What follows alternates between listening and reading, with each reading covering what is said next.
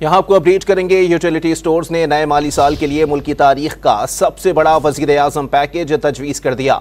Utility stores corporation ने वजीर आजम package के लिए बजट में 85 अरब रुपए मांग लिए हैं। मजीद जानते हैं डॉन न्यूज़ के नुमाइंदे ताहिर शिरानी से। ताहिर, बताइएगा ये कितनी रकम मांगी गई है और इस पर हुकूमती रद्द-ए-अमल सामने क्या आया है? देखें, शहरियों को महंगाई में रिलीफ देने के लिए यूटिलिटी स्टोर्स कॉरपोरेशन ने आइंदा माली साल के बजट में मुल्क की तारीख का सबसे बड़ा वज़ीर आज़म रिलीफ पैकेज मांगा है।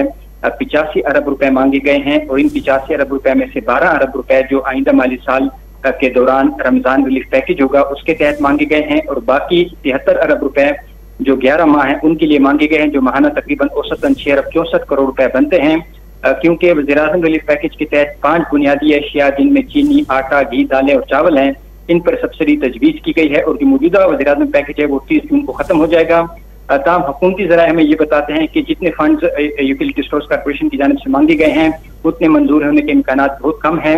वजारत खजाना की जानिब से जो यूटिलिटी स्टोर्स की तजावीज़ के उनको हतमी शक्ल दी जाएगी और उसके बाद उसको बजट का हिस्सा बनाया जाएगा।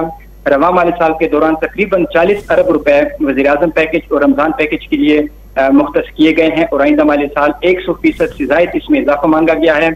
तमाम जो भी तजावीज़ होंगी वजारत खजाना की मंजूरी के बाद उसको बजट का हिस्सा बनाया जाएगा। इस वक्त यूटिलिटी स्टोर्स पर जो 5 बुनियादी अशिया है उन पर सब्सिडी जारी है और 30 जून को बजट खत्म होगा और नए माली साल से तजवीज़ ये है कि जो वज़ीर आज़म रिलीफ पैकेज है उसको जारी रखा जाए। जी, बहुत शुक्रिया ताहिर शिरानी अपडेट करने के लिए।